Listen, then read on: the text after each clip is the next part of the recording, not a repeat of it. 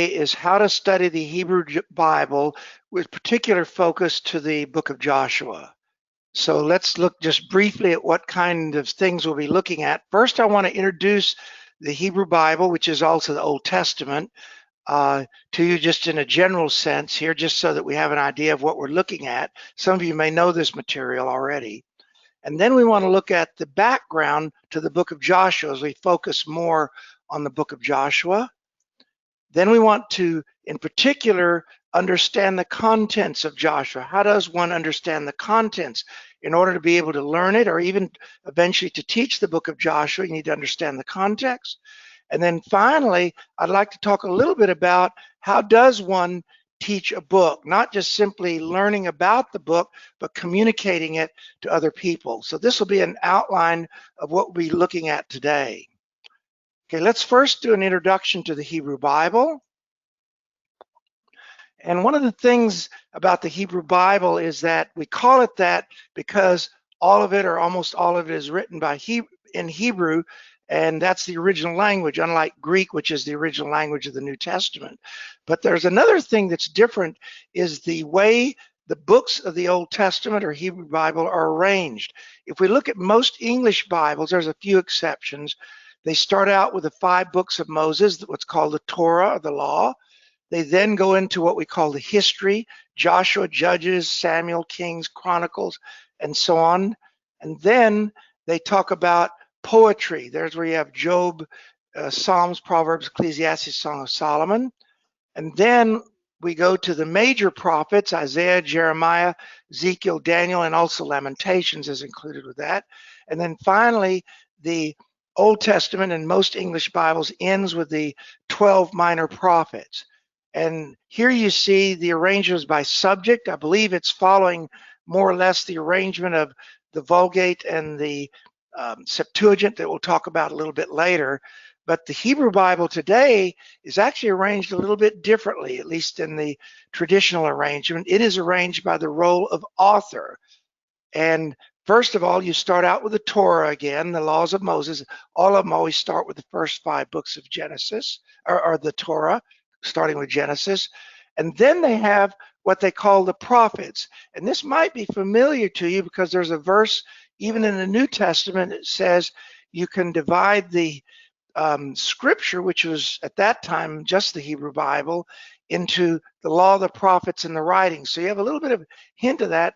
But according to the Hebrew Bible, the prophets include what they call the former prophets, which are Joshua, Judges, 1 Samuel, 1st, 2nd Samuel, 1st, 2nd Kings. And then you have the latter prophets, which are what we would call prophets, Isaiah, Jeremiah, Ezekiel, and the 12, they call it in Hebrew, Treasar, the minor prophets. And then they go to the third major division, which is the writings, Ketuvim. And those of you that know Hebrew a little bit, this is where we get the word Tanakh. It's an acronym of Torah, Nevi'im, and Ketuvim, and you take the first letter to form the acronym Tanakh, which is another word for the Hebrew Bible. And here you see the writings divided up into poetry. And then they have a very interesting division called the 5 scrolls, Hameshet HaMegillot, the Song of Songs, Ruth, Lamentations, Ecclesiastes, and Esther. And these are all small books that are collected together and called 5 scrolls, probably because they all occupy just one small scroll. And then finally, you conclude with the later books, which would include, they call historical, even though Daniel is considered a prophet, it's a much later prophet, and 1st, 2nd Chronicles, and Ezra and Nehemiah. I'm sorry, I should say Ezra and Nehemiah, and then 1st, 2nd Chronicles. So the last book in the Hebrew Bible is 2nd Chronicles, as opposed to most English translations where it's Malachi. Okay, so that's the arrangement. When we talk about the Hebrew Bible and the Old Testament, we're talking about the same contents, but in Hebrew they're arranged a little bit differently. Now, why is the Hebrew Bible so important? I'm of course personally a big advocate of the Hebrew Bible. First of all, it is about 3/4 of the entire Christian Bible. And I say this on purpose, Christian Bible, because if you use the word Bible with somebody with a Jewish background, they only mean the Hebrew Bible. They don't include the New Testament. And if we look at a graph here, just to give you an idea, the New Testament is almost exactly 25% of the Bible, while the Hebrew Bible or Old Testament is 75%. And so it is included as part of the Christian Bible. And my question to most Christians is, why are we ignoring 3/4 of the Bible? It's there for us. It's not just the Bible of the Jewish community. Another reason why the Hebrew Bible is so important is because it gives us the background and setting of the New Testament. There's a lot of quotations of the Old Testament in the New Testament. There's a lot of names mentioned, and without the Hebrew Bible, you'd really have no idea what those mean. Furthermore, I would even go further and say you cannot really fully understand the New Testament without knowing also the Hebrew Bible or Old Testament, because there are concepts there that are actually developed initially in the Hebrew Bible that are actually just more fully developed, but they start with the Hebrew Bible. They don't start with the New Testament. And then another good reason is that the Hebrew Bible, or its Greek translation that we call the Septuagint, that was Scripture. When the New Testament talks about Scripture, it is referring to the Hebrew Bible. The only exception of this might be, I believe in 2 Peter, it talks about Paul's writings, and maybe there's one or two other little hints, but the vast majority of the time when they use the word Scripture in the New Testament, they are talking about the Hebrew Bible or its Greek translation, the Septuagint. Now, I'd like to talk a little bit about the Septuagint. I cannot overemphasize how important the Septuagint is. It's sometimes abbreviated LXX for 70, because the tradition is that there were 70 translators of the Septuagint, and they possibly translated it in Alexandria, Egypt. We're not 100% sure, before the time of the New Testament. But in any case, the Septuagint was the very first translation ever of the Bible, or of the Hebrew Bible, or of anything in the Bible. It was done about 150 to 250 BC, traditionally by a group of 70 translators, possibly or probably in Alexandria, Egypt, but we're not 100% sure of that. But the Septuagint is also quoted directly. Some people ask the question when they read a quotation of the Old Testament and the New Testament, they go back and read it in the Old Testament, it's not really exactly the same. And part of the reason, not all of the reason, there's whole books written on this subject, but part of the reason is that they are quoting the Septuagint. They are not quoting a Greek translation in the New Testament from Hebrew. And I would say in particular, the book of Hebrews quotes the Septuagint an awful lot. And that was the Scripture, because many of the people in the early church did not know Hebrew, but they were Greek speaking. And so this is why the Septuagint was adopted as their Scripture. And occasionally the Septuagint will even tell us things to help clarify the Hebrew Bible, because it uses a slightly different textual tradition. And I don't want to get into that. Again, whole books have been written on this subject, but occasionally the Septuagint tells us something that we might not fully understand in the Hebrew Bible. But I cannot overemphasize, it is a very, very important translation, and the very first translation ever of the Bible. But as we're looking at the Hebrew Bible and New Testament, let's look at some of the differences. There are differences between these two. First of all, the Hebrew Bible or Old Testament focuses mostly on the nation Israel. Now, it has other things like wisdom, literature, and poetry, and so on, but the main focus is on the nation Israel, while the New Testament tends to focus on Jesus Christ, of course, in the four Gospels, and also on the early church. Now, the book of Revelation, you could say, is a little bit different, but it's a small part compared to the whole New Testament. That's sort of a difference in focus between these two. And despite some uncertainty in dates, and I don't want to get into dates now, the Hebrew Bible was actually written over a period of many hundreds of years. Some scholars would say even up to 1,000 years, depending on your dating system. But the New Testament was actually written quite quickly, no more than a period of about 50 years or so. Maybe you could stretch it a little bit, but it was written over a much shorter time span. Another difference between the Hebrew Bible and the New Testament was an obvious one. We call it Hebrew Bible because it was written mostly in Hebrew. Now, there's a small portion in Daniel and Ezra written in Aramaic, but 95%, or even I would say 98% of it, 97, 98% was written in Hebrew, while the New Testament was written in Greek, and even the language you use affects how you read it. It's somewhat affected by the language. Greek has a different way of expressing things than Hebrew does, and that'll affect how you read it.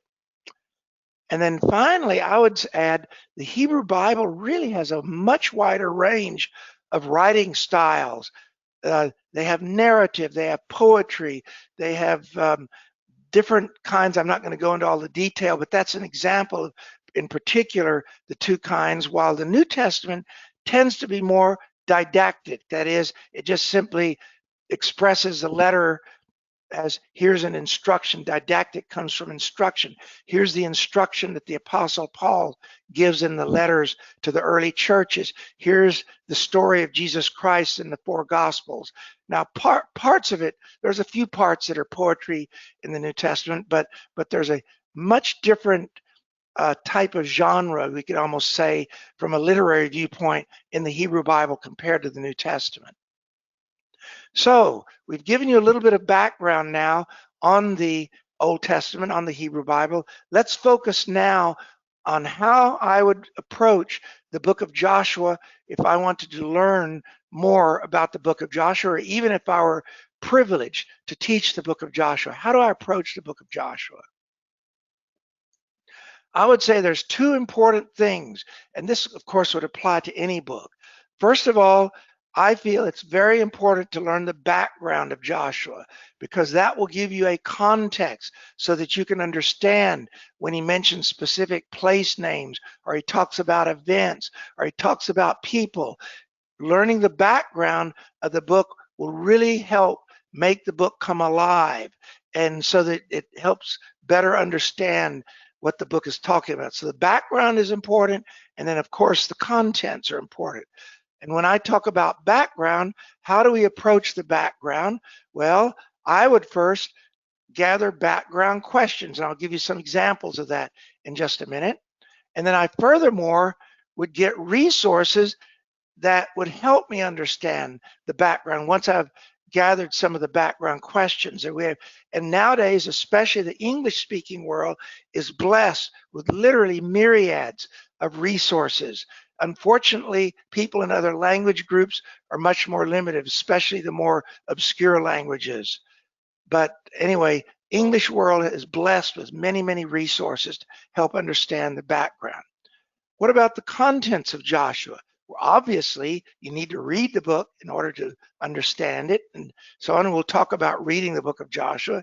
But then after you read it, there are other resources to help you understand what you're reading.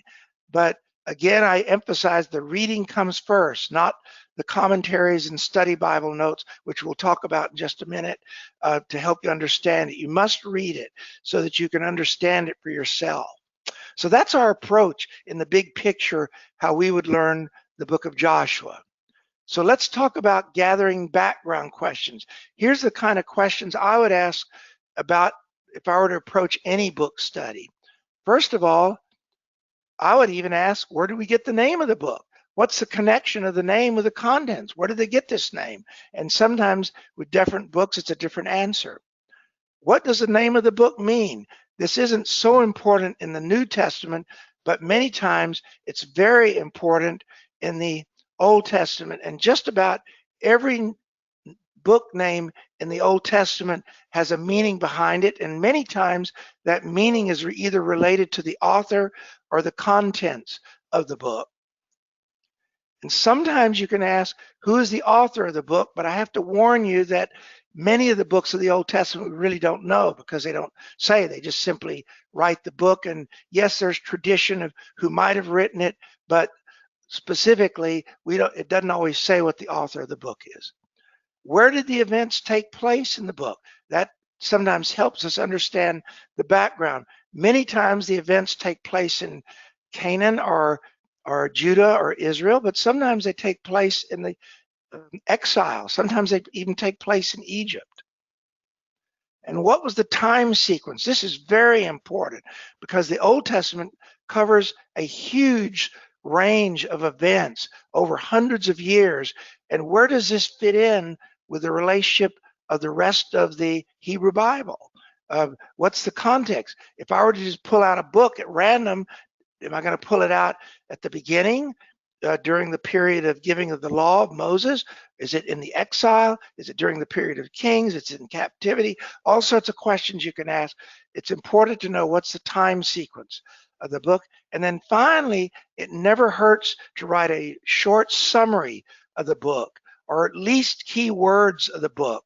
But many times I find a short summary. You can also do outlines, but sometimes books are not as amenable to outlines.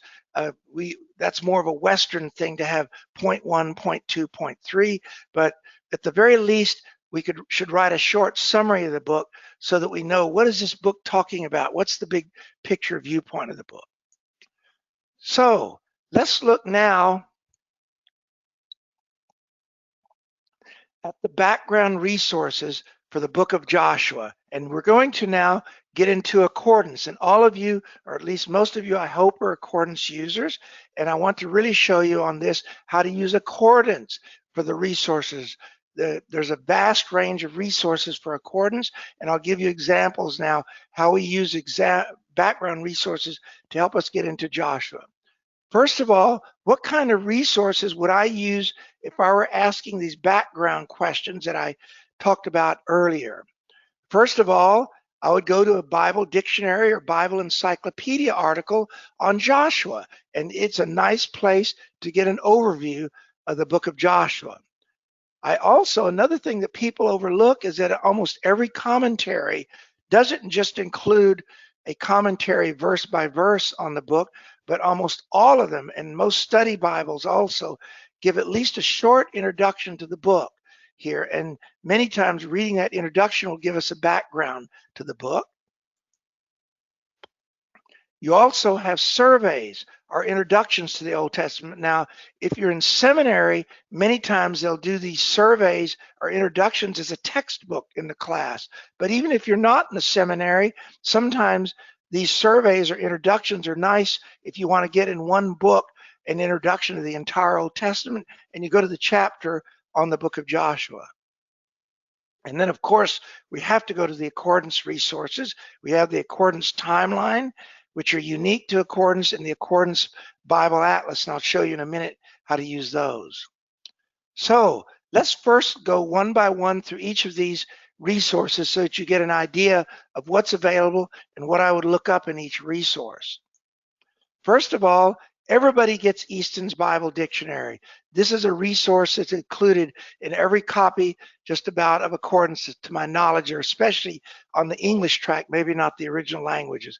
And here I show an excerpt where Easton goes to the article on Joshua, the book of, and I'm just showing here the first paragraph, but it gives you a nice summary of the book. And even though Easton's is a older resources, many times it's very easy to read, and it's a very nice place to begin if you don't know much about the Bible.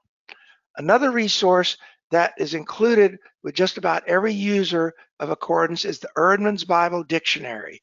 The Erdman's Bible Dictionary is a very concise dictionary written by scholars, and it gives you a nice introduction to not only the book of Joshua, but to any subject in the Bible also, not just simply the books of the Bible. And here you see the introduction to the book of Joshua in the Erdman's Bible Dictionary. And you notice here on all of these, we have the blue underline words. Those are hyperlinks, so that if I clicked up here on Easton's under the word Moses, I'd go to the article on Moses. And down on the bottom, we also use the blue underline to say that this is an abbreviation, and you can either click or just simply hold the cursor, and see what the abbreviation, there's the abbreviation for LXX. And I mentioned earlier, LXX is the abbreviation for the Septuagint. Here's some more big Bible dictionaries. One encyclopedia that we especially recommend that you will get in some of the more advanced levels of accordance is the revised, what we call ISBE for short, International Standard Bible Encyclopedia. This has been revised recently. There's the original one, which is about 100 years old. And by the way, it's still good, but they did a major revision of it, and it's distributed by Erdman's. And here you see the introduction to the book of Joshua. And you can see it tells you what the name is in Hebrew, what the name means. And it even talks about the Septuagint, and it gets a little bit more scholarly. It talks about the Peshitta, which is the Syriac translation. And then at the bottom, you see even it has a hyperlink to the Talmud, Baba Batra, the Talmud Bavli, the Babylonian Talmud here. So this is a little bit more detailed. It's an encyclopedia, not a dictionary, but it is loaded with background information on the book of Joshua. Now let's go to commentaries. How would I learn about the book of Joshua from commentaries? First of all, almost everybody, at least on the lowest level of the English tract, I don't remember all the details of which resources are where. Richard can help you with that. But we have the IVP New Bible Commentary. It's a very nice, compact commentary. But the thing that I want to point out here is that before they comment verse by verse, they give you an introduction to the book. And here we see in the introduction, they start out with the author and date. And basically they say what I said earlier, it's an anonymous book. We don't know for sure who the author is. And they say some people, like in the Talmud, assign it to Joshua, and there's other evidences, but we really don't know for sure. But they at least give you an introduction, and they'll talk about other things in the back. This is just the very beginning introduction. And another one that is a very basic, simple commentary, but I really like it because it focuses on just telling you what the text means, is the Bible Knowledge Commentary. It was written by Dallas Seminary professors, and you can take that for what it's worth to you, but it gives a very nice, concise commentary of the entire Bible. And here you see the introduction by Dr. Campbell on the title of the book. He says that bears the name Yehoshua in Hebrew, the leading figure, and it tells you what the name means. And here you already see we've answered some of our questions. So this is the Bible Knowledge Commentary. Then you have the New International Commentary of the New Testament. This is a commentary that I personally highly recommend. It's written from an evangelical viewpoint, but it's very thorough. It very much focuses on the text. It interacts with other scholarship. And I personally, it's one of my favorites, but it is a much more detailed commentary. It's not as simple as the first two, but now we see here the introduction to Joshua. It first talks about the title, talks about the purpose of the book, and it talks about how some of the stuff I even said about distinguishing the former and the latter prophets and so on. And then another commentary I especially like, published by what are they? The Broadman Holman. I think Lifeway is now their new name, but it's the New American Commentary. And this one is, again, I think a very big commentary on the entire Bible, and it's a little bit less scholarly than the New International Commentary, but it also deals with all of the verses and gives you a nice introduction to the book of Joshua, which you see in some ways is similar to the other one. So what I'm saying is that even the commentaries will help you in getting the big picture of the book that you're trying to study. I'll just go quickly here through Old Testament surveys. We just have some on accordance. And by the way, all of these that I'm showing you are books that we have on accordance. First of all, we have an introduction to the Old Testament historical books by Howard. And again, this is the beginning of his chapter in this survey of the Old Testament on the book of Joshua. And again, it says what the name means. He has hyperlinks to Bible references here to the book of Numbers we see. And then another survey that's quite nice by Hill and Walton. It's published by Zondervan, I believe. And Richard, I want to make sure to say, Richard, that I think there's actually a special sale on Zondervan now, but Richard could tell you about that later, is that he starts out the commentary in a very easy to read fashion by saying, here's the key ideas in the book of Joshua. Here's the purpose of the book of Joshua. And so he starts out very succinctly, and in many ways, this is a nice survey because he does this for all of the books of the Old Testament. Okay, now we're going to get to the accordance-specific resources. First of all, we'll go to the timeline. And here's the example of the accordance timeline. And you see here the main characters that are related to the book of Joshua. You have Joshua himself, and you see above is the timeline where minus means BC or BCE. And this shows the early dating. You can also go to a different dating because scholars don't agree exactly on the date of Joshua, and you can make a case both ways for it. But here we see the span of the book of Joshua, or sorry, the person Joshua, and then we see his colleague Caleb, who's mentioned a lot in the book of Joshua. And then, even though Moses isn't alive during the book of Joshua, he still plays a part. He's mentioned in the introduction. And then at the bottom of the timeline, we even put what archaeologists call the ages that archaeologists use, like late Bronze 1, late Bronze 2, you have Middle Bronze, early Bronze if you go back a lot earlier. But these are the archaeological ages that archaeologists use when they're doing dating of artifacts and so on. And then the Accordance Atlas is also very, very useful for Joshua because Joshua has lots of geographic names. And here's an example of the Accordance Atlas that shows you how the land was divided. Afterwards, you see the three tribes on the east, Manasseh, Gad, and Reuben on the east, and then on the west, you see the rest of the tribes. You see Judah on the bottom, you see Simon, and we superimposed here on this in blue the major cities that were also mentioned during that time. These are all cities mentioned at that time also. So having an atlas is really useful when you're trying to understand, especially when they divide the land, because they actually give verbal descriptions of the boundaries so that you know what are they talking about, what's the big picture geographically. Okay, so in light of all of those resources that I showed you, just to show you the study, I'm going to attempt to answer all the background questions that I raised earlier. First of all, it's pretty obvious. The book is named after the leader, Joshua. It wasn't the author, but it was the leader. Joshua may have been an author. I don't think he was the author of the entire book. Maybe he played a role in parts of the book, but the book is named after the main character, Joshua. We learned that the name Joshua means the Lord saves. And I think that's even connects to the book, like I suggested earlier. It means the Lord saved Israel and protected Israel so that they could conquer the land of Canaan.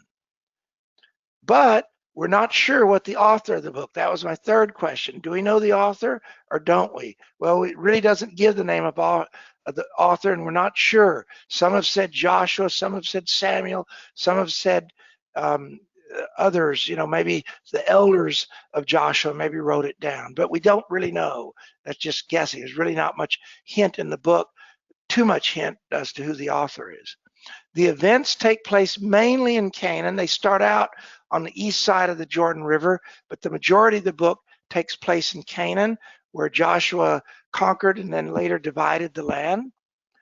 And the context of the book is that the book of Joshua follows the period of the Exodus from Egypt and the 5 books of Moses that talk about the wanderings of the wilderness, but it is placed before the period of Judges. So it's placed chronologically after the events in the 5 books of Moses, but before the period of the Judges, which is where you get the name of the book of Judges.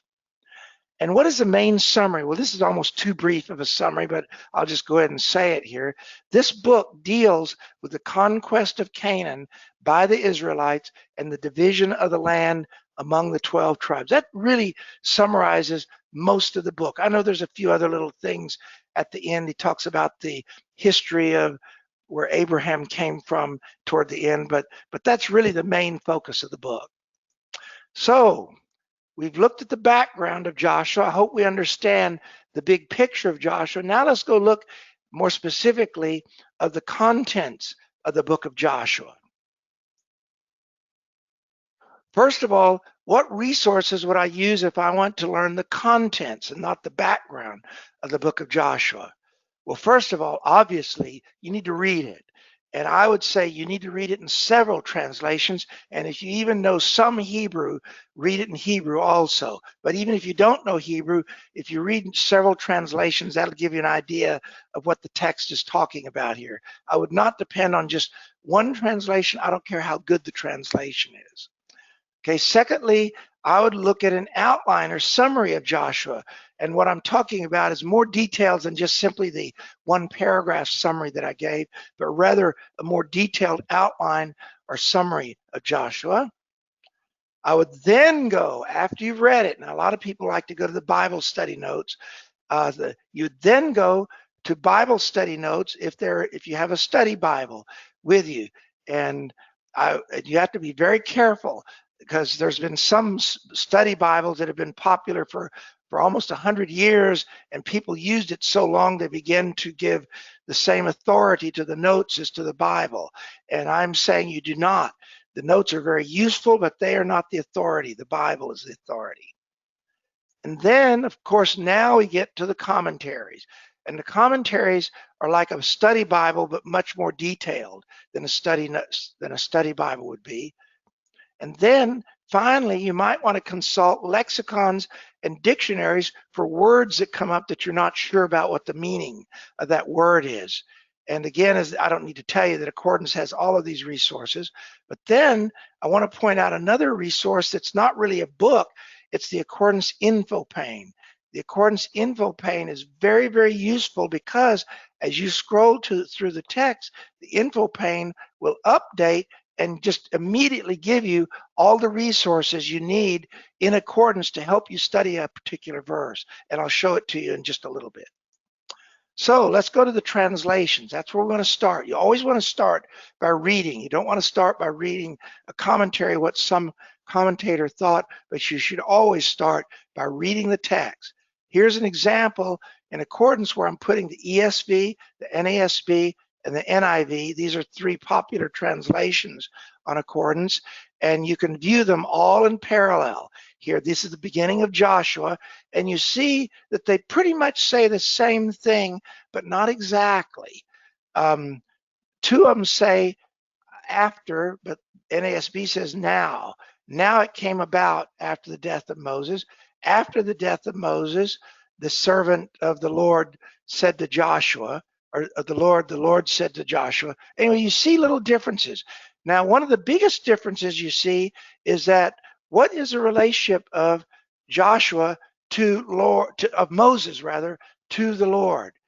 He was the servant. It says here, all three translations see Moses is servant of the Lord, or the Lord, servant of the Lord Moses.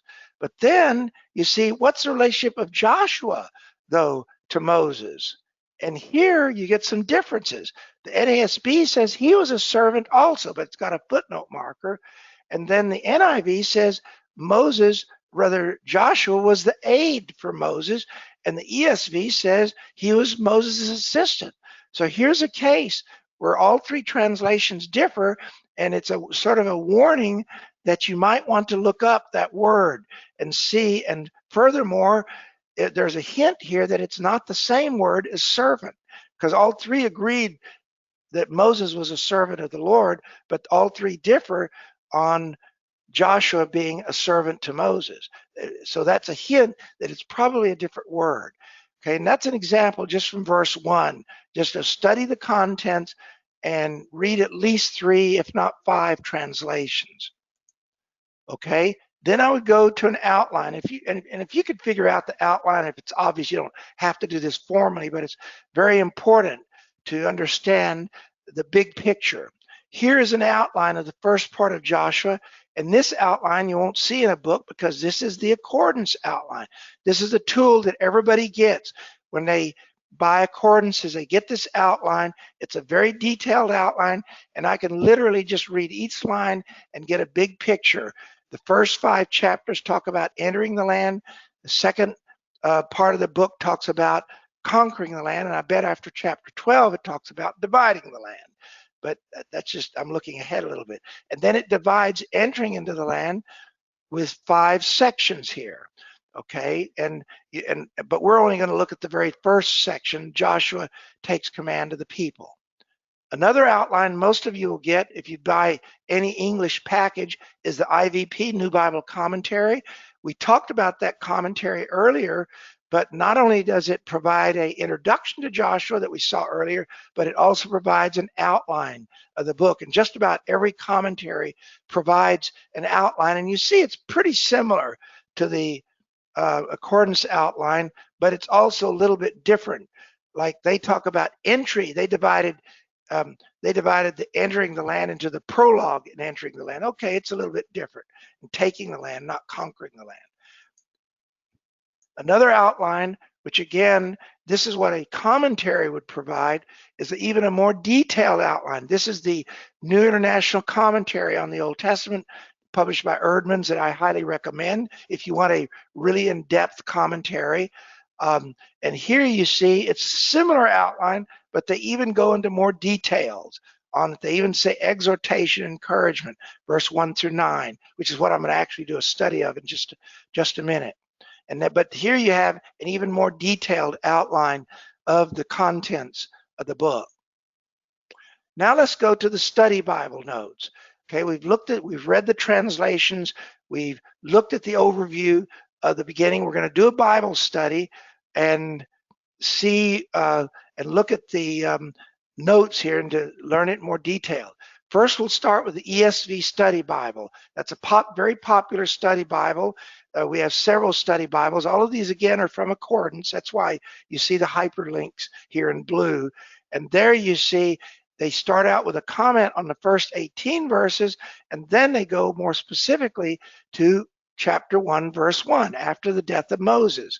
And their very first interesting comment is, well, beginning a book with a death notice may strike a modern reader as odd. Well, you're going to have to read the rest of it in Accordance. I just want to show a sample here. And then here's a study Bible you may not be aware that we have, is the Jewish Study Bible. This is a study Bible just on the Old Testament because it is a Jewish study Bible, but this is a perspective from Jewish scholars, which many times I find extremely helpful. It's sort of a little bit different perspective, but many times it casts light on the text in a somewhat different way, but you see it's similar. It has verse 1 through 9, the call of Joshua and commissioning, and then verse 1, he starts out again with the death of Moses, but there they link it to Deuteronomy, which I believe that passage talks about the death of Moses and the change of an era. So it gives you a little bit different perspective, but I find the Jewish Study Bible, when you're studying the Old Testament, very useful, and we have it on Accordance. And then we have the IVP New Bible Commentary. This is the third time I've referred to the InterVarsity Commentary. We first looked at the introduction, then we looked at the outline, and now we looked at the commentary itself.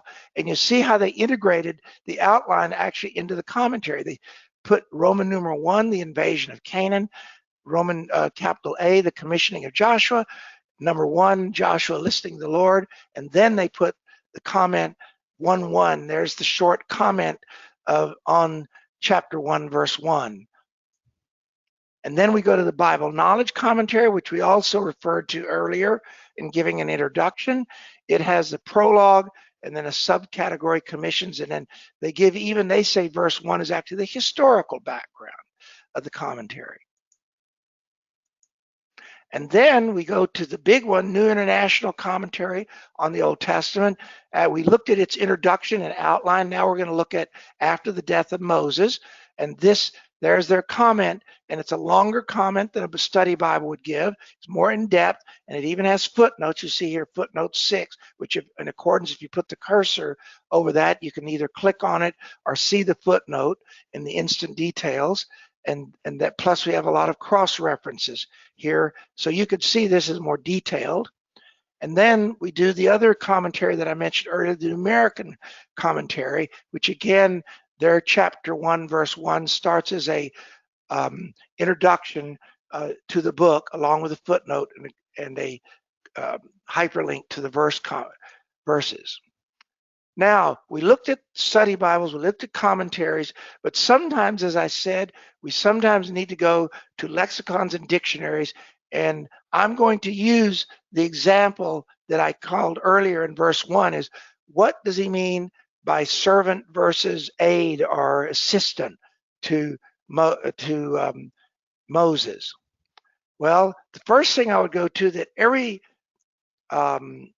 text in accordance has, every user just about gets the Kohlenberger Mouse Hebrew Dictionary. This helps a little bit. This tells us that it can be to minister, serve, or attend, and it even gives us hyperlinks to the different versions that use that.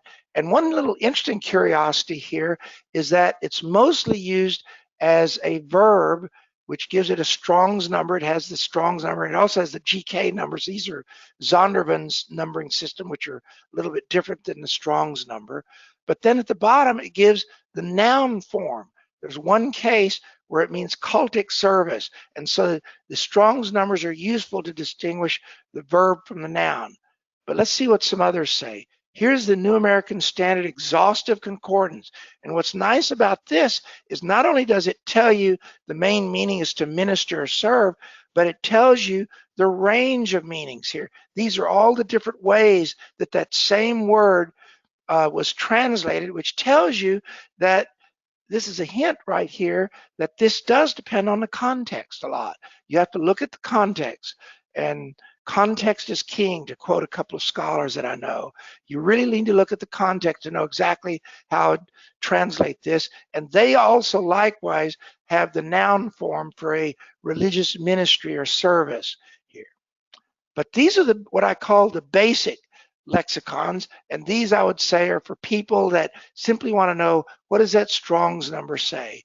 But then we go to more scholarly dictionaries, and the one that I would like to promote, and again, this is not for everybody, but we have much more detailed lexicons, and this is the first one, the BDB Complete. Many of you have heard of Brown Driver Briggs. This is a classic Hebrew lexicon. It's over 100 years old. It's still used in many seminaries. And on accordance, I will go ahead and say, and I know this is being recorded, but I will say this is probably the cleanest electronic text of BDB, because we had several people actually proof it thoroughly, the entire dictionary, because it's a very difficult text to e-text. But this is the accordance version, and in accordance what we've done is add the hyperlinks like VB is verb and PH is phrase, NH, I'm not sure of that one. But anyway, but if I had my cursor over it, I'd see immediately. But then we see it gives the different forms here. If you know Hebrew, this is the PL form, and you see all the cross references to give you examples. This is a really complex dictionary, but it is the classic. Another one that's not quite so technical, but it's an excellent resource, is the Theological Dictionary of the Old Testament, sometimes called the Old Testament Kittel. And the difference of this is that it's not exhaustive. It doesn't talk about every word, but the words that it does talk about, it gives you way more detail. Here you see, here's the summary. It's going to talk about the meaning, the occurrences, the etymology, the distribution, and then it goes into what do you mean by servants of men of God, servants of king, and even the Dead Sea Scrolls at the end. And so this will go on for several pages. This is just the beginning of the article, but this is an excellent resource if you want to do a word study and really dig deep into the meaning. What does sharat mean? To serve is the simple meaning, but what are all the differences and nuances of the meaning? And then finally, we have to mention the two dictionaries that are used most by scholars today. This is the Halot, Hebrew Aramaic lexicon of the Old Testament. This is almost the standard lexicon used in seminaries. If you're a seminary student, this is the one that you'll almost be required to have. And like the other dictionaries, this is on accordance, again, with all the hyperlinks. If you don't know what KBL stands for, you can put the cursor over it and find out. If you don't want to know what ZDMG, I believe that's the name of some journal. These are names of journals. You can find out what they are. And this is a lot more modern than the BDB is. And this is the one that most seminaries use, which we have had on accordance for a long time. And then I want to make known to you another I consider excellent lexicon, and it has the advantage that it is even newer than Halat. It's the Dictionary of Classical Hebrew by David Kleins, who's actually a user of ours, a long time user of ours on accordance. He has an entirely new dictionary, it's the newest one, and he calls it Classical Hebrew because he includes the Hebrew of the inscriptions, the Hebrew inscriptions that were found from the time of the Old Testament, and also the Dead Sea Scrolls. And so here he again, the same means sharat. The simple word is minister, and then he goes through, gives you all the different ways that word was written, and then he gives you the different definitions starting with 1A on the bottom. This is an excellent dictionary. It's not nearly as well known as Halat, but it has the advantage. It's a little more comprehensive on the language, and it is newer. Okay, finally, we want to end with the resources, talk about the info pane. The info pane is a very useful resource on accordance because it is tied to the verse reference. So if I were to go to Joshua 1:2, I don't think I did Joshua 1:1. I think this is for a little bit for 1:2 or 1:3.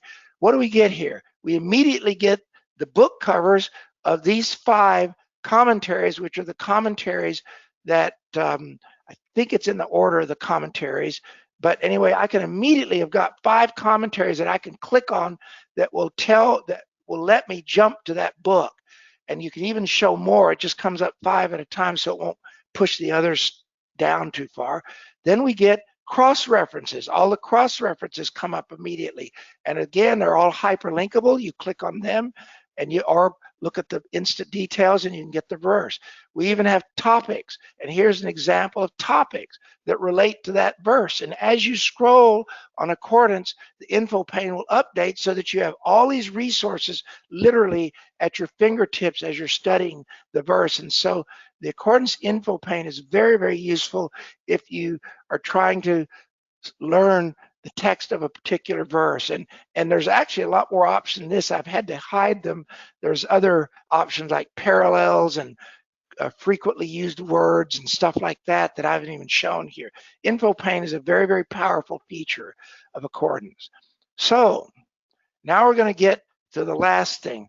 We've learned all of this information. We've learned the background. We've studied the text, but just knowing the book doesn't mean you can teach it. Teaching Joshua is a little bit different than just simply learning about Joshua. So I would like to include my outlines. I'm not a professional teacher. I don't have my degree in homiletics or anything like that, but I want to just give you a brief guideline for teaching accordance once you've learned the background to accordance. So here, the first thing you have to decide is what kind of teaching do you want to do? Because really, how you prepare to teach depends on the audience you're teaching to. First, and we have representative of all of these kinds that use accordance for all of these kinds of teaching. First of all, we have people that just simply want to study the Bible for their personal benefit. And I know people personally that just bought accordance just to learn the Bible on their own. And so that would be the kind of teaching. You don't have to do much preparation, but you're teaching yourself, so to speak, the book of Joshua. Then you might want to do a one-on-one or to a very small group of friends or something that you want to prepare to teach to them as individuals, where you can just be very informal and talk about the book and talk what you learned about the book. Then you have what I call interactive Bible study. This is actually a lot more popular. This would be the format you would do if you're doing like a home Bible study or something on the book of Joshua. And then a little bit more formal. You can see this is going from informal to formal. Then you have what I call informal group teaching. This is where you teach before an audience, and It'll be a little bit more formal, but you'll still allow some interaction. An excellent example of this would be like teaching a Sunday school, for example, or a group that meets as a class informally during the evening or something like that. And then finally, you would then have a formal sermon preparation. All of these are the different ways that you might be teaching the book of Joshua if you want to learn how to teach the book of Joshua. So let's just look at the differences between these different approaches. First of all, in personal learning about Joshua, the main motive you have is simply personal interest. Nobody's going to force you to learn the book. You just simply want to learn. And there's nothing wrong with that. In fact, I would hope that all of us, if we bought Accordance, we bought it because we're hungry to learn more about the Bible. You really don't need any preparation because the point of this is for your own personal learning. And you really don't need to even organize. Some people, as they learn, they take personal notes, but you don't really need to organize it that thoroughly. Maybe just taking some personal notes to help you if you come back to the study. But then I would say the use of Accordance enhances the interactivity with the text, and it allows you to cover a greater amount of material. Now, I'll have to confess personally, I worded this last part of this, covered a greater amount of material on purpose, because many times when you see promotions for Bible software, you'll say, oh, software will save you time compared to studying it on a book. Well, maybe they're right, but I think a much better goal is the software lets me cover a broader range of material and learn more, not to just save my time so I can go watch TV or something. That's probably a derogatory example, but something like that. In other words, I'd prefer the positive way. Having the software will let you cover more material than you could by trying to look up things by hand in the book. Yes, it'll save you time, but the purpose of saving time is to let you study more material, not so that you can go off and do something else unless you really have to. Okay, so now let's go to teaching Joshua to individuals. First of all, the main motive here is accountability. If somebody has asked you to teach them, just simply say, I'm a new Christian, I don't know anything about the Bible, I'd like you to teach me. Accountability is the main thing. You don't want to show up to this individual and say, I don't know, I didn't read enough on that. You want to, your accountability is really the main motivation here. And you do need to do informal preparation and organize your materials if you're going to be teaching to an individual or to a very small group. And you could share your personal notes if you took personal notes here. And again, the use of Accordance really enhances the preparation of what you want to say and also the sharing. And in fact, in a small group, you can even bring Accordance along on a laptop and actually show them Accordance so that they can see it for themselves, what you found. Because on Accordance, we can save windows or workspaces and so on to share with other people if we want to. Now we move up to interactive Bible study on Accordance. This is the form most people will use.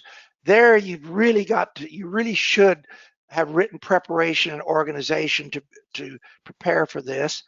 And a printed handout is very, very helpful to print an outline to help give them direction on where you want to go in the study.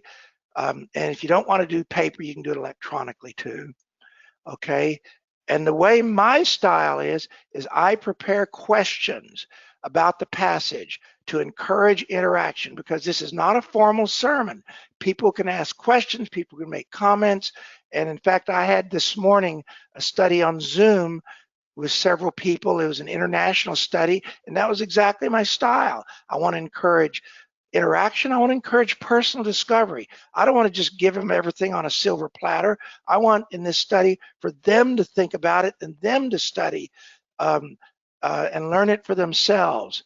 And I would say questions on the text are important and questions on applications are important. How would you apply what you learned in Joshua chapter 1? What are principles that you can learn that even if we're not Joshua and we're not in Canaan and we're not about to conquer some other people, what are some principles that we can still get out of that passage that can be useful for me today? And then, of course, you need Accordance here. I would use Accordance both and provide visual preparation as well as the resources to the group.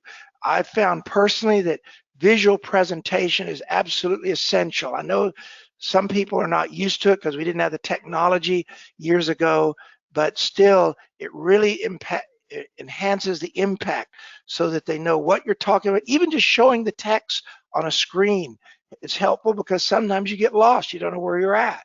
Just showing the text is helpful. And of course, showing the other visual aids is very helpful. So I would say accordance is useful. And you can, with accordance, use it directly. You do not have to put stuff, copy and paste to PowerPoint or to Keynote. You can use accordance directly. And I've done it many times myself. Although I'm not using it now, I'm using Keynote here. Okay, now you get to the informal group teaching on Joshua, like in a Sunday school class. You really need even more written preparation and organization, and a handout with detail and an outline is extremely helpful here to hand out.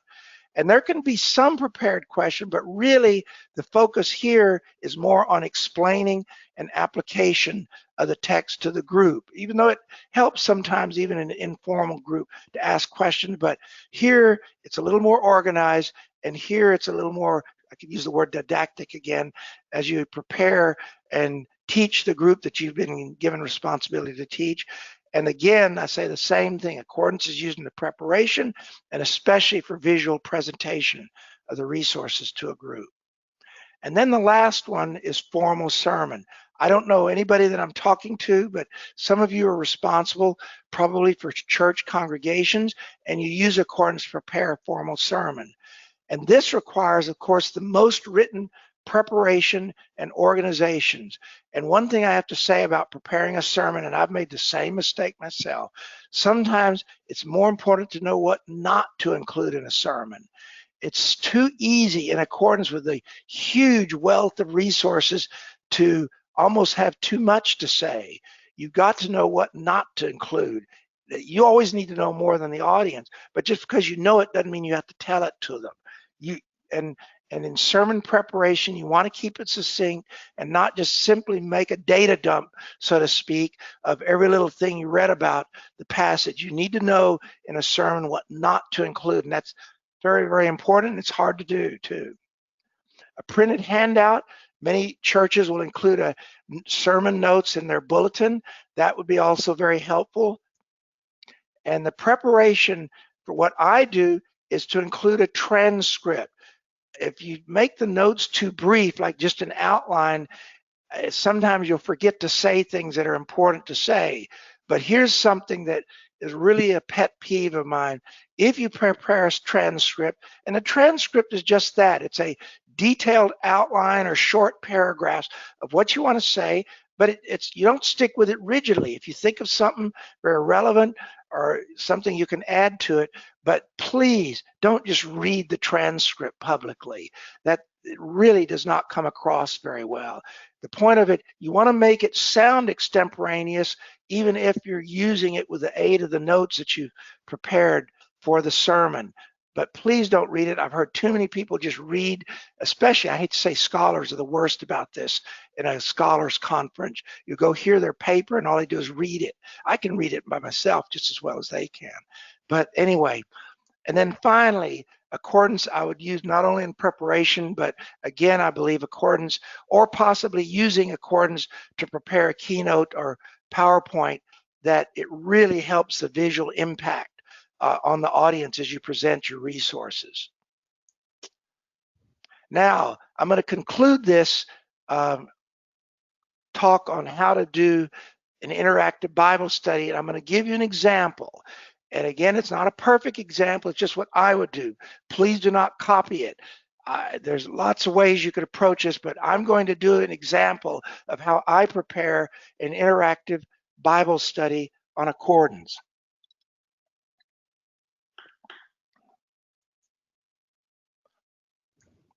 First of all, I'm going to prepare the outline, and this is my outline. It's a detailed outline where I almost put a note, a summary of every verse, because I want us to study it in depth. So verse 1 talks about instructions, introduction to the Lord's instruction to Joshua. And then verse 2 is the instruction to cross the Jordan River. And then verses 3 through 5, he gives details of the land that the Lord has given. And then in the last section is he encourages Joshua. I mean, goodness, let's face it, Moses is a hard act to follow. If I were in Joshua's shoes, I'd be a little bit nervous about this too after seeing what Moses had done. And so he encourages Joshua. There's my very detailed outline. You notice that I don't even hesitate to break up verses into 8a and 8b and so on. Then I prepare my questions. These are my questions that I thought of. I did not copy them from other sources, but they're very basic questions. Describe the initial setting of chapter 1. Where's the Jordan River? I don't ask tough questions. The point of the questions here is to get them to look at this text and to discover the answer for themselves. Now, of course, you'll have some people of varying knowledge. Some will know it better. Some will know the answer immediately. But what's the first command given to Joshua by the Lord? Well, the text says so. But the point of the question, you may think it's a simple question, but it gets them to look at the text. What is the text saying? And why is it saying? And then I even here in this part B, encourage them to look at the geography. These are not just names. Everybody has names. You can name cities in America, say cities in Europe, but these names have a meaning. They tell us what is the extent of the land. What is the land of the Hittites? In fact, I'll just tell you from a scholar's viewpoint, I believe there's two kinds of Hittites in the Bible. There's the Hittites in Asia Minor, and there's the Hittites in Canaan. Which ones are these? And what about the western limit? Why isn't there a southern limit? He doesn't give a southern limit to the land. You see, there's all sorts of questions you can think of if you study this carefully. And the point of the questions is not to quiz them and see who knows the most, but the point is to guide them to discover for themselves what the text is saying. And then finally, I had a lot of questions here on this personal encouragement. And the encouragement is especially where it will help us, like especially the last question. Why shouldn't Joshua be afraid or discouraged from entering the land?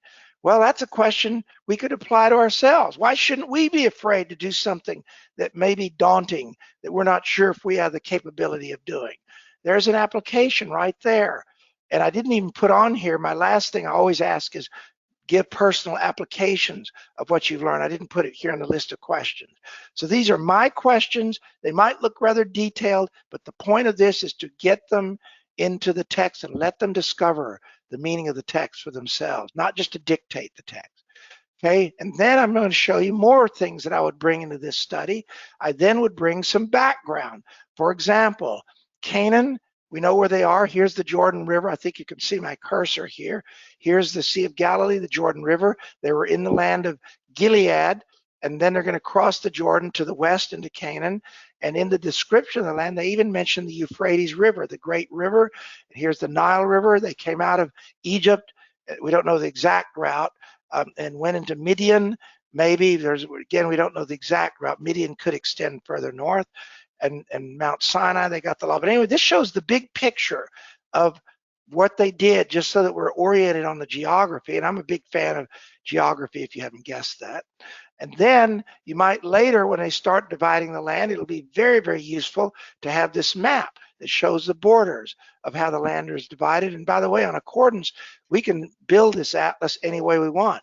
Some scholars say we can't put the exact borders, they're approximate. So what we can do is tell the map to not draw the lines and just show the areas if we don't want to pin the borders down that exactly. So this shows the division of the land among the tribes. And then we want to show pictures if we can. Again, all of this is the purpose of making the study become real, not just some ancient thing that has no relevance to us today. Here's a picture of the Jordan River, and I have to confess, this is in the north part of the Jordan River, not far from the Sea of Galilee, where it's a lot greener. But one of the fascinating things, and this we have in accordance, it's on our photo guide, is this is an ancient map of the Jordan River built on a mosaic from the 6th century. And there's the Jordan River. We're facing to the east is up, and there's the Dead Sea to our right, and there's the fish and boats in the Jordan River. This was an ancient picture of the Jordan River, but this is exactly the spot. If you can read the Greek, it even says Bethabara, which is our Bethany on the Jordan where they crossed. And the Greek here, there's Jericho in Greek. But anyway, This is fascinating. Here's an ancient map that illustrates exactly the passage that we're going to talk about. And then you might say, well, today the Jordan River is just a little creek. It's not very big, but let's look at it when it's flooding. When the Jordan River floods, it gets much, much bigger. And it was not easy for them to just wade across the puddle or wave across a shallow creek. This thing got big, and it gets even bigger, but the flooding isn't as bad today because the Jordan River is small because they took the water for irrigation.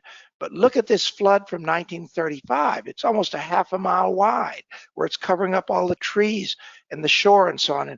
And every picture I've shown you is in the Accordance photo guide, or the lower one on the bottom is on the American Colony Pictures, which is a fantastic resource of older pictures of sites that aren't even around anymore that relate to the Bible. And here's the Jordan River during a flood from 1935, before they started taking water out for irrigation. So let's stop and conclude. How to study the Hebrew Bible. First, we need to be convinced the Hebrew Bible is important to study, and that's why I did the introduction. We then learned, how do I approach the book of Joshua in studying it? I looked at background resources of Joshua, and then I looked at the contents of Joshua. And then I finally concluded with guidelines for teaching Joshua. And then I even did an example of a preparation for an interactive Bible study, just as an example of how I would teach Joshua in an interactive Bible study. Okay, so that concludes, and I think my video is still on, and I'm welcome to take questions if you have them. Thanks a lot, Roy. And I've got a list of questions here that people have asked, and you can keep typing them in if you have some more. But the first one here, did the Hebrews view the Tanakh as divinely inspired in the same way that we do? Well, the answer, I'll try to give a short answer on that. The answer is it depends on who you're talking about, because the Jewish community today is extremely broadly divided into Reform, Conservative, Orthodox, Ultra-Orthodox. I would say that our Orthodox and Ultra-Orthodox would say it was given by the Bible, but I would say, and maybe some of the Conservative, but the Reform would probably not hold that kind of view to the Hebrew Bible. And you got to remember that if you're asking about the ancient Israelites viewing the Bible, well, they didn't always take it that seriously either, because remember, they struggled with idolatry for years and years. And so, but my answer would, it depends on who you ask. Some Jewish, more Orthodox members of the Jewish community would take it very seriously. Thank you. Here's another one. Approximately what percentage of all the New Testament quotes from the Old Testament are from the Septuagint? I've been told most New Testament quotes are from the Septuagint. Is this true? I can't give you numbers. Boy, that question you should have given me before, and I could have looked it up. But I would say there's three kinds of quotations of the Old Testament in the New. First of all, a significant portion, but I don't have the number. The significant portion is the Septuagint. The Septuagint is directly quoted in the book of Hebrews in particular. It quotes it almost word for word, even where the translation differs somewhat from the meaning of the Hebrew Bible. The third is where, especially with the Apostle Paul, he knew the Hebrew Bible. I am sure that he knew Hebrew very, very well, because he was taught from Gamaliel in what we would call today a yeshiva, or a Jewish seminary. And he looks like he quotes the Hebrew Bible, but he translated it to Greek on his own. And then there's other quotations where they're really almost a paraphrase, or they'll collate quotations from other kinds. Those are a lot more difficult. And again, like I said, that there's whole books written on use of the Old Testament and the New, and there's a lot of very interesting questions, but I don't want to get into that. I don't want to talk too long, but anyway, I cannot give you numbers. I'll just say a significant fraction is quotations from the Septuagint, but also they have these other two categories. Thank you. Do you have a theory on why some Aramaic was included in the Old Testament? Well, well, yes, I don't have a theory. I believe it's a matter of fact. The reason they wrote it in Aramaic was they wrote it from the exile, because Ezra and Daniel are connected strongly to the exile, and the lingua franca, the main language of the exile, was Aramaic, although there could have been some Akkadian also from the Babylonians, but at that time it was Aramaic. And by the way, there is an example of the use of this in the Bible itself. In the siege of Jerusalem during the time of Hezekiah, the enemy that were besieging Jerusalem spoke in wanted to they spoke in an international language, which I believe was Aramaic. I don't think it was Akkadian. And then it says, no, speak to us in Judean, which is Hebrew. And then they said, no, we don't want to do that because we don't want the common people to understand what we're saying. And so it's a very interesting incident. I believe it's in 2 Kings and maybe in Chronicles also. But anyway, I would say the reason they use it because that was the common language at that time. That's why it's only Ezra. Now there's a few very tiny snippets of Aramaic, like a verse, I think is in Jeremiah in Aramaic, and somebody's even said there's a word or two in Genesis in Aramaic, but that I don't want to get into the details of right now, but I would say it's because of the connection of the exile. This is why they use Aramaic. And also another reason is that the Mishnah, this is the Jewish oral law written down, is written in Hebrew, but the Talmud, which was written primarily in Babylon, is almost entirely Aramaic. So Aramaic is a familiar language of the rabbis even today if you studied in Jewish law and so on. Okay, that's probably enough answer for that.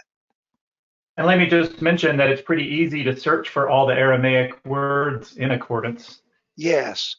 We distinguish the Aramaic from the Hebrew, and you can, like, for example, the word Av means father in both Aramaic and Hebrew, but we have a way of distinguishing with _0 will pull up all the Aramaic uses of Av and not the Hebrew uses of Av. In addition to Erdman's and Isby Revised, are there any other Bible dictionaries you would recommend? Well, we've got lots of them. I just simply did the ones that I recommended that were good and that appeared that most people were likely to have who are accordance users that are in most of the basic packages. We've got many, many other dictionaries. Almost every publisher wants to have their own Bible dictionary. For example, the ones that I gave you were more evangelical, but we also have the Interpreter's Bible Dictionary, which I think is very good, published by Abington Press.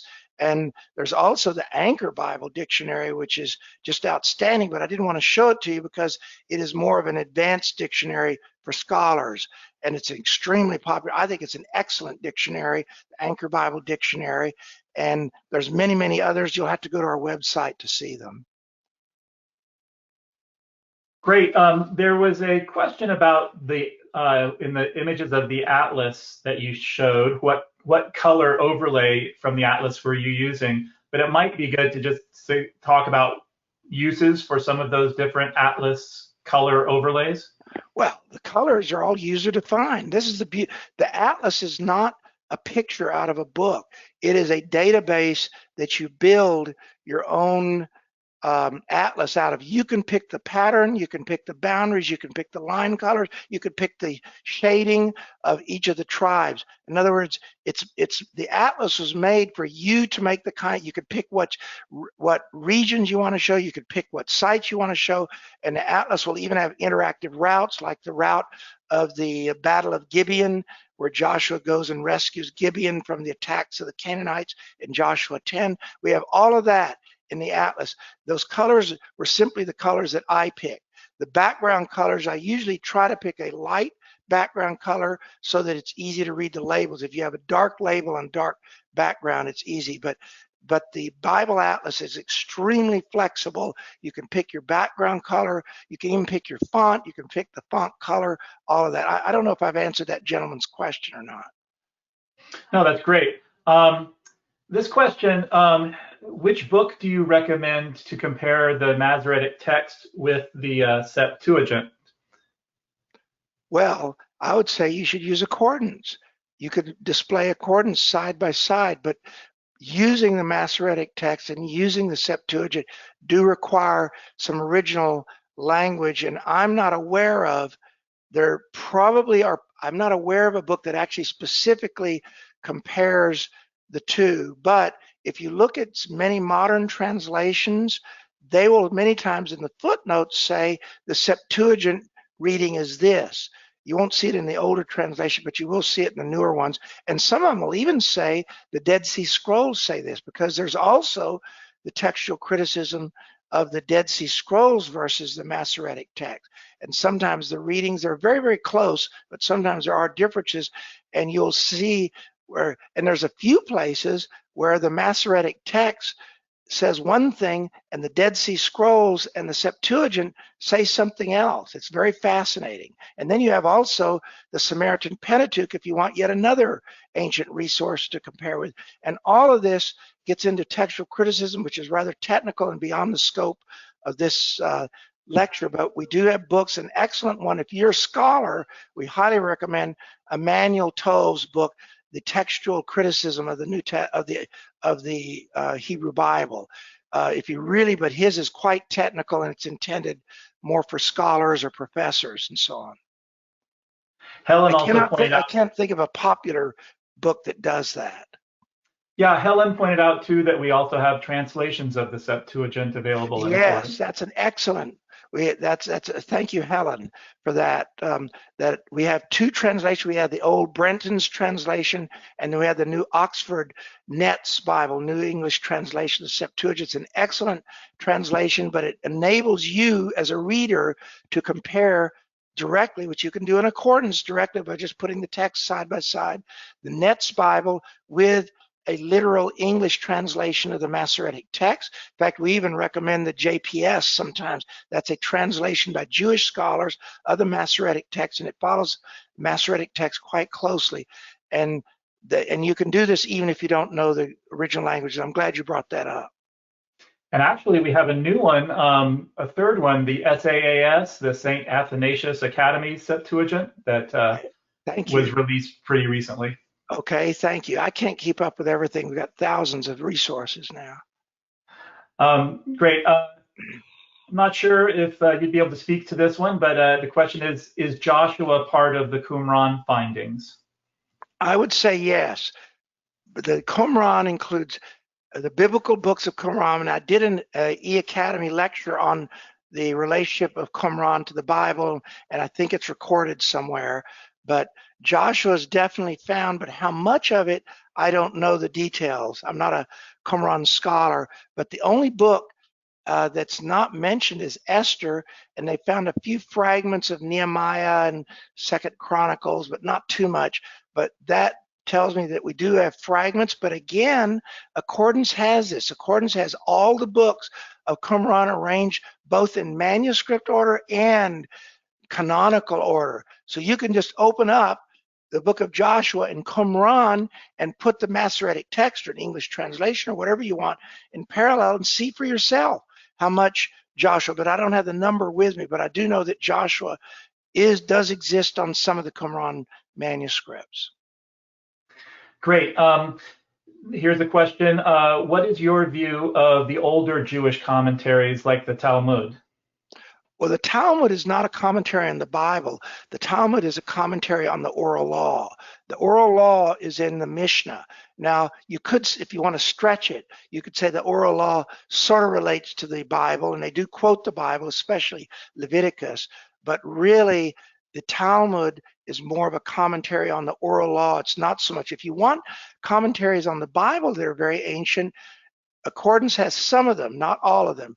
The one that I would highly recommend is called, I believe, and you can correct it, Helen may correct me here again, it's the Commentator's Commentary published by JPS.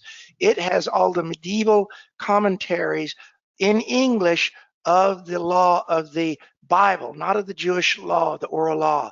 And I believe it's called the, what is it in Hebrew, the Mikraot Gdolot, something like that, which we're actually trying to get the original Hebrew one from Bar Ilan Press.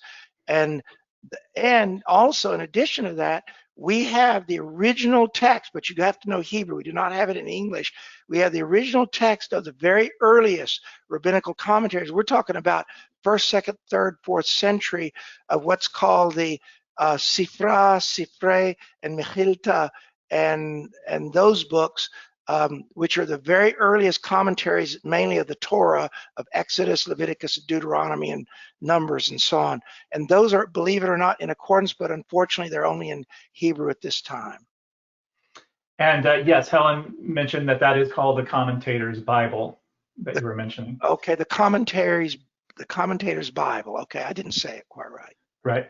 Okay, here's one. In the interactive part of the Bible study that you were pointing out, does one ask the questions and reveal the outline before the group reads the selected verses, during the reading, or after the reading? Oh boy, that's up to you. That's just a Bible study technique. I tend to not hand out, I will hand out the outline at the beginning of the study usually, but sometimes if it's a detail, like let's say in a Sunday school class or a group gathering, it doesn't have to be Sunday school. I sometimes don't hand the outline because I want their attention. I don't want them to be looking ahead at what I'm saying. But that's just a judgment call. You could do it either way. Okay, and to answer this question, you'll need to, I guess, demonstrate this in accordance if you can. But the question is, in order to make a list of keywords in a book like Joshua, can you demonstrate the use of the analytics? Absolutely, I can. Now, am I still on screen sharing? You are. Okay, let me go ahead and open up Accordance here. Let's see here. I'll just open up. This is the release version of Accordance. It's going to cover up some other stuff here, but I'm assuming you can see, and there's Joshua already. Okay, and I gather you want me to do this in English, not Hebrew, although I think Hebrew is where it's really powerful, but I'll just do it in English. So the way I do this is very simple, and I'm showing Accordance now. This is not going to be a demo on how to use Accordance because we've done that, but what I'm going to do here is go to the upper right to the plus and then set the range. Now I have lots of ranges. I've got all the books here, but I'll set, you may not have this many. There's Joshua, and now how do I find every word? I will go and make an asterisk, a wild that tells me I want every word. There is a second part to that question. Okay, now I'm on verses. Sorry, I need to do words. That was my problem. There we go. Okay, did you want me to hear the second part first or wait and do the first part? It said to do so while not including articles, prepositions, and conjunctions. Okay, you're going to have to do that in the original languages. Okay, but what I will do is I'll do it first in English because not everybody knows Hebrew, and then I'll do it in the original languages. Okay, and now I will go to our analytics up here where you see the little pie graph and go down to analysis, and there is a list of words in Joshua, and now you see that what I've done is include the Strong's number with them. So what I'll do now, like you do, and this is all basic Accordance 101, I would go to the display and set the analysis display and tell it that I do not want the key number here. So I'm going to just take key number, take it out, say OK. And now there's my list of words. And to make it even more useful, they're listed alphabetically. I'm going to count down. And now this will tell me in English what the most important words are. But you could see the obvious ones, the, of, and you want to ignore. But there you see Lord, sons. Sons is more important than Joshua. Okay, that's the most we can do in English unless you want to do it by Strong's numbers, which will only eliminate the prepositions. It won't. We could do this by Strong's numbers. Let me go back here, and I'm just going to. Roy, could you zoom in on your screen just a bit? Is it too small? Yeah, the font. Okay. Well, I didn't expect to do a demo. What I'm going to have to do is go up here and change the monitor resolution. Just give me a second here. Oh, where is it? I guess I'm going to have to open up System Preferences. I thought it'd be up there.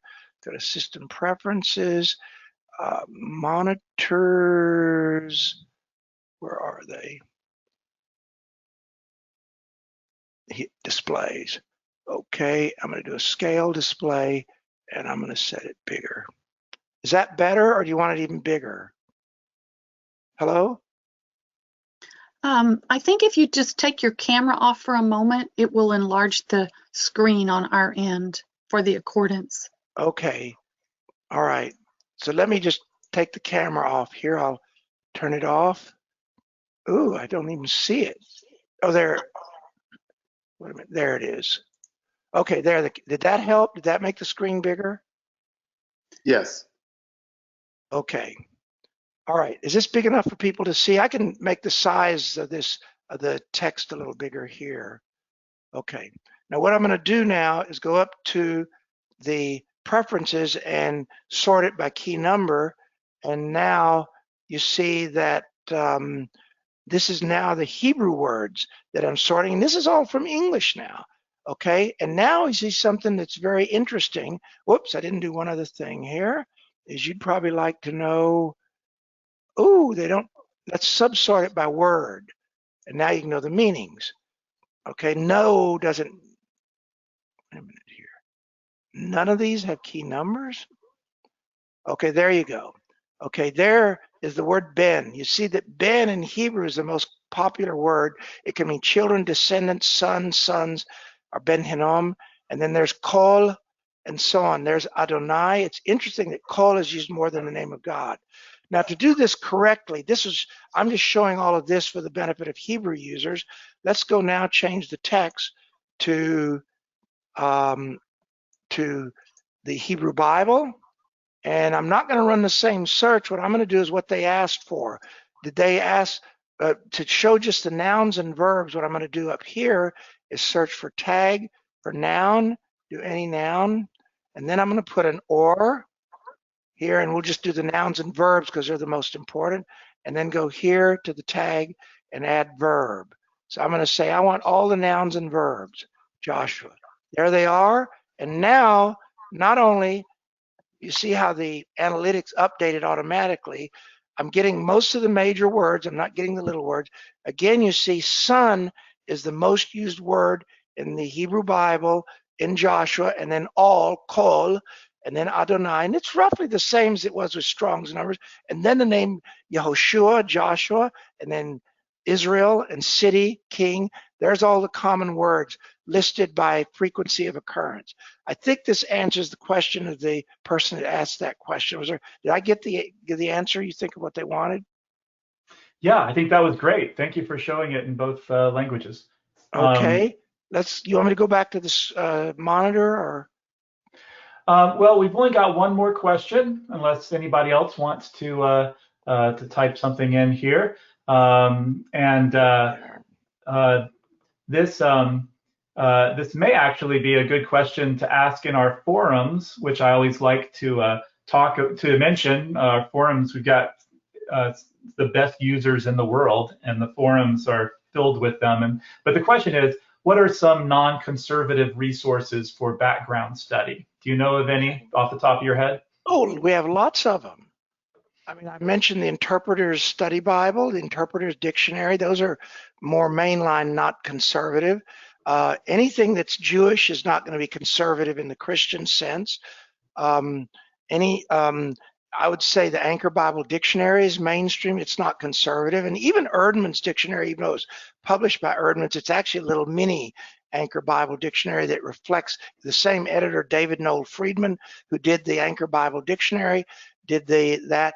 I only showed these resources not because I was just showing the conservative ones, but the conservative resources tend to be a little cheaper, and this is what we include in our beginning packages. But we have lots of non-conservative resources. I would say we have lots of commentaries that are non-conservative. We also have conservative commentary. I don't know if that's answered his question or not. No, that's great. Roy, I would add into that maybe Hermeneia. Yes, Hermeneia is an excellent commentary. I would put Hermeneia above most evangelical or conservative. That is a very thorough, exhaustive commentary on every aspect. In fact, I'll just tell you a little secret.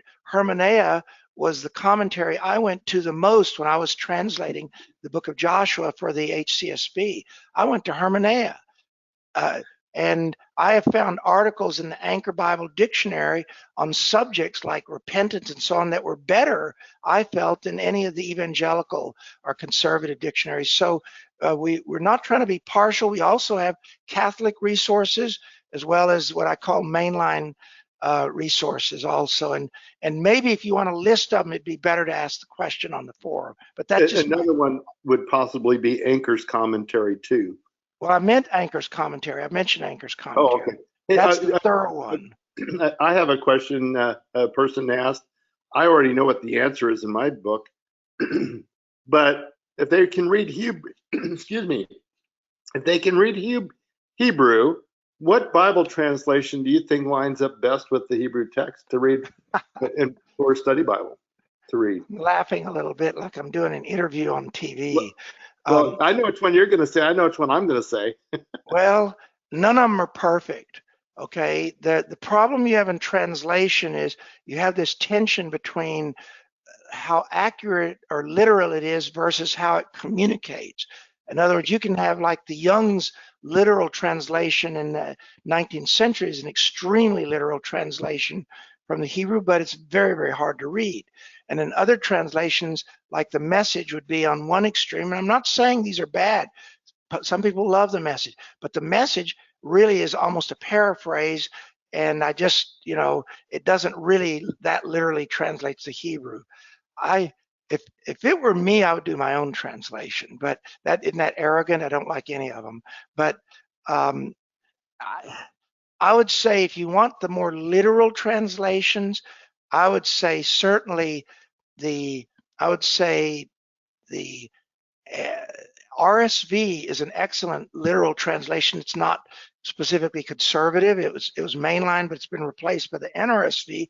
Then the problem you get into, and by the way, I don't know if this is public knowledge or not, but the NRSV itself is now being revised to a new translation. But anyway, the problem you get into is the NRSV is not a bad translation, but they start to creep in the direction of understandability. And especially with language changes, like in Greek, it literally says brothers, adelphos, or maybe even in Hebrew, it says achim, brothers. But then they would say, well, he meant to include the women in the group. But the problem is it doesn't literally say women. So do you put men and women? Because then it won't sound chauvinistic to say we were just looking at the men and ignoring the women, or you say no, we shouldn't because that's not a literal translation. You're asking really a translation question, and for that I would say I could point to pros and cons of many translations. I like the HCSB because I was a translator. I think it does a good balance between literal and accuracy and readability, but I don't know if I've answered his question. Well, let me just jump in on the HCSB. According to linguists, and Bill Mounts and others, people that speak Greek but looked at the Hebrew text, most people felt that the HCSB was the most accurate word for word, word for phrase translation for the Old Testament. The ESV was a close second. For the New Testament, the ESV just squeaked out the HCSB. So then there's some other ones, that are in between. For readability, the New Living Translation was the best, but for doing word for word study, the HCSB and the ESV have always been consistently the best. But go ahead, question two is the Continental Commentary. What do you think about that? I don't know much about it. Richard, you know about it more than I do. Yeah. But could I go back and make a comment on translations? Yes. I've done a lot of Bible studies, and I've used the NIV, which is a more popular, which tends more on the readability side, and I've used the NASB and I've used the HCSB. And would you believe that there are places where the NIV was more accurate and the NASB paraphrased or used something, and then there's other places where it was the opposite. No one translation is best. That's what I'm trying to say. Yeah. Linda, go ahead if you haven't stopped the recording. And geography of the Bible, you could not get a better resource than that. And then the other kinds of books is Carta tends to specialize on Bible backgrounds. If you want to know about Bible backgrounds, Carta is excellent. And the books that you mentioned about the raging torrent and echoes of the past, Those are unique books that deal with Hebrew inscriptions that connect to the Bible. Like a famous one, for example, is the building of Hezekiah's tunnel. It's mentioned in the Bible. And these are almost like commentaries on the inscriptions. There's just nothing like it. They've got books on the development of the alphabet, which are anything Carta does is really good. I mean, they've got some inexpensive stuff too, but I'm talking about their really good books. And all of that is on sale.